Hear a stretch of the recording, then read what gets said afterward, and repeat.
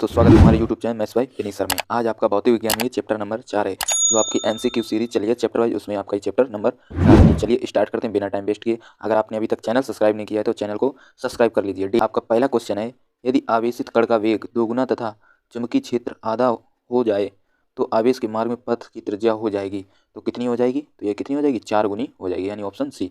अगला क्वेश्चन है, किसी एक समान चुंबकीय क्षेत्र में एक इलेक्ट्रॉन अथवा आवेशित कण क्षेत्र के लंबवत प्रवेश करता है तो इलेक्ट्रॉन का पथ होगा, ये आपको बताना है। तो कैसा होगा? वृत्ताकार। ठीक है। अगला क्वेश्चन आपसे बोला गया है, एक चुंबकीय क्षेत्र उत्पन्न किया जा सकता है। एक चुंबकीय क्षेत्र उत्पन्न किया जा सकता है कैसे? देखिए, केवल गतिमान आवेश तथा केवल बदलते विद्युत क्षेत्र, इन दोनों से किया जा सकता है, यानी ऑप्शन नंबर सी, यानी ए और बी दोनों से। ठीक है, चलिए आगे देखते हैं। अगला क्वेश्चन आपसे बोला गया है, चुंबकीय क्षेत्र तथा चुंबकीय क्षेत्र की तीव्रता का मात्रक होता है। ठीक है, ये आपको बताना। तो क्या होता है? वेबर प्रति मीटर स्क्वायर। अगला क्वेश्चन है, एम द्रव्यमान का एक कण जिस पर आवेश Q एक समान चुंबकीय क्षेत्र B के लंबवत प्रवेश से प्रविष्ट करता है, यानी प्रवेश करता है, तो इसके पथ की त्रिज्या होगी। तो इसके पथ की त्रिज्या क्या होगी? mv/qv। ठीक है, चलिए अगला क्वेश्चन देखिए।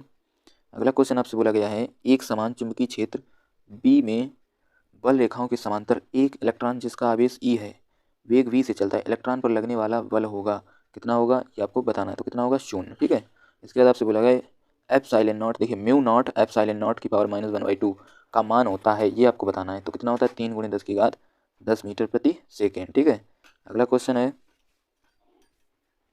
देखिए अगला क्वेश्चन आपसे बोला गया कि v विभवांतर से त्वरित एक इलेक्ट्रॉन अनुप्रस्थ चुंबकीय क्षेत्र में प्रवेश करता है तथा इस पर F बल लगता है। यदि विभवांतर दोगुना हो जाए तो इलेक्ट्रॉन पर लगने वाला बल होगा, कैसा होगा? जल्दी से बताएं स्टूडेंट। तो कैसा होगा? √2F। ठीक है, आपको इन क्वेश्चनों को अच्छे से कॉपी पर नोट करने और प्रैक्टिस करनी है। ठीक है, चलिए अगला क्वेश्चन है, धारावाही चालक के चारों ओर उत्पन्न क्षेत्र होता है, ये आपको बताना है। तो क्या है? धारावाही चालक के चारों ओर उत्पन्न क्षेत्र होता है, तो कैसा होता है?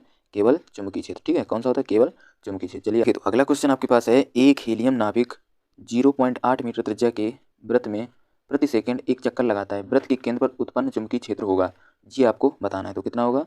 2 × 10⁻19 म्यू नॉट। ठीक है, चलिए अगला क्वेश्चन देखिए। अगला क्वेश्चन आपसे बोला है, चुंबकीय क्षेत्र बी के लंबवत बी वेग से चलने वाला आवेश क्यू पर लगने वाले बल का मान होगा।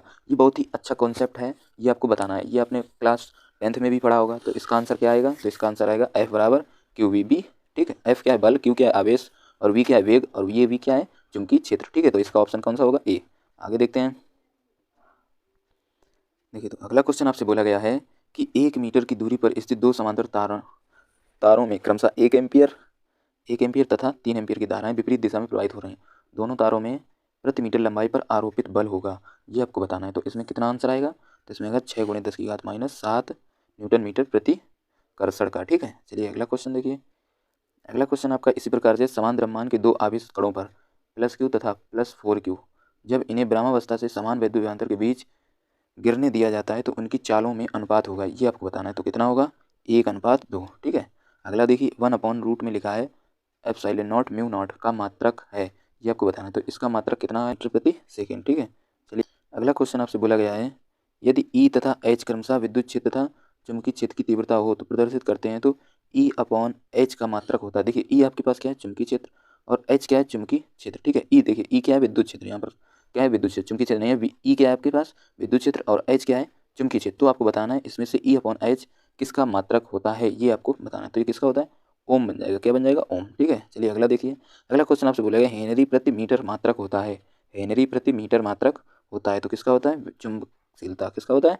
चुंबकशीलता। चलिए आगे देखिए। अगला क्वेश्चन आपसे बोला गया है कि एक इलेक्ट्रॉन 500 वोल्ट के विभवांतर से त्वरित किया जाता है, इलेक्ट्रॉन की चाल होगी, तो कितनी होगी?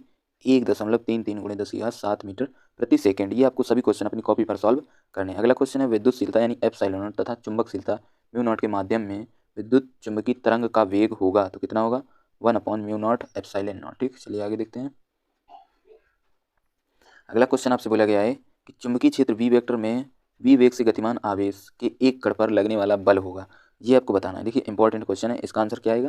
तो इसका आंसर आएगा ये Q, यानी सी ऑप्शन। ठीक है, चलिए आगे देखते हैं। अगला क्वेश्चन आपसे बोला गया है, देखिए तो अगला क्वेश्चन है कि 99 ओम, क्या लिखा है? 99 ओम की चल कुंडली धारा मापी में मुख्य धारा का 10% भेजने के लिए आवश्यक शंट का प्रतिरोध है, ये आपको बताना है। ठीक है, तो इसमें कौन सा है? 11 ओम। ठीक, अगला क्वेश्चन है, एक वृत्तीय धारा लूप का चुंबकीय द्विआघूर्ण यानी एम, यदि धारा लूप की त्रिज्या आदि कर दी जाए तब चुंबकीय द्विआघूर्ण होगा, ये आपको बताना है। तो कितना होगा? m/4, C option. ठीक, अगला क्वेश्चन आपसे बोला गया है कि एक वृत्ताकार छल्ले का क्षेत्रफल 1 सेंटीमीटर स्क्वायर है तथा इसमें 10 एम्पीयर धारा प्रवाहित हो रही है। 0.1 टेस्ला तीव्रता का चुंबकीय क्षेत्र छल्ले के तल के लंबवत लगाया जाता है। चुंबकीय क्षेत्र के कारण छल्ले पर लगने वाला बल आघूर्ण का मान होगा। तो इसमें बताना बल आघूर्ण का मान कितना होगा। तो इसमें कितना मान होगा? 0। ठीक, कितना होगा? 0। ये आपका ऑप्शन ए सही है। ठीक है, चलिए अगला क्वेश्चन देखिए। अगला क्वेश्चन आपसे बोला गया है कि एल लंबाई तार के एक चालक तार को वृत्ताकार लूप में मोड़ा जाता है तथा आई एम्पियर की धारा प्रवाहित की जाती है। लूप का चुंबकीय क्षेत्र आघूर्ण होगा, ये आपको बताना है। तो इसमें कितना होगा? तो इसमें होगा I/L² / 4 पाई, यानी ऑप्शन नंबर ए। ठीक है, चलिए अगला क्वेश्चन देखिए। एल लंबाई के एक स्टील के तार का चुंबकीय आघूर्ण एम है, इसे एक अर्धवृत्ताकार चाप में मोड़ा जाता है तो नया चुंबकीय आघूर्ण होगा। तो देखिए अर्धवृत्ताकार में, तो इसमें क्या हो जाएगा? 2m/पाई। तो अगला क्वेश्चन आपसे बोला गया है, एक वृत्ताकार लूप का पृष्ठ क्षेत्रफल ए तथा इसमें प्रवाहित धारा आई है। चुंबकीय क्षेत्र की तीव्रता बी लूप के तल के लंबवत है। चुंबकीय क्षेत्र के कारण लूप में लगने वाला बल आघूर्ण है, ये आपको बताना है। तो इसमें कितना आएगा बल आघूर्ण? जल्दी से बताएं स्टूडेंट। तो इसमें कितना आएगा? 0। ठीक है, अगला क्वेश्चन है, 25 ओम प्रतिरोध का एक धारा मापी 10 मिली एम्पियर की धारा के लिए पूर्ण स्केल विक्षेप देता है। इसे 100 वोल्ट परास के वोल्ट मीटर में परिवर्तित करने के लिए आवश्यक श्रेणी प्रतिरोध है, ये आपको बताना है। तो स्टूडेंट बताएं इसका आंसर क्या आएगा? 9975 ओम। ठीक, 9975 ओम। ठीक, चलिए क्वेश्चन आपका है, यदि किसी ए क्षेत्र वाली कुंडली में धारा आई बह रही है और फेरों की संख्या n, तब कुंडली का चुंबकीय आघूर्ण m का मान होगा। तो कितना होगा चुंबकीय आघूर्ण m? तो m बराबर क्या होता है? m बराबर होता है NIA। ठीक है, n क्या है? फेरों की संख्या, I क्या है? धारा, और A क्या है? क्षेत्रफल, यानी ऑप्शन नंबर ए, ये आपका आंसर है। तो ये आपका था चैप्टर नंबर 4। ठीक है, मिलते हैं नेक्स्ट लेक्चर पर। तब तक आप इन्हीं क्वेश्चनों को रिवाइज करें और प्रैक्टिस करें। चलिए मिलते हैं नए टॉपिक के साथ, नए MCQs के साथ। चलिए तब तक आप इन्हीं क्वेश्चनों को रिवाइज करें, अच्छे से लगाएं, अच्छे से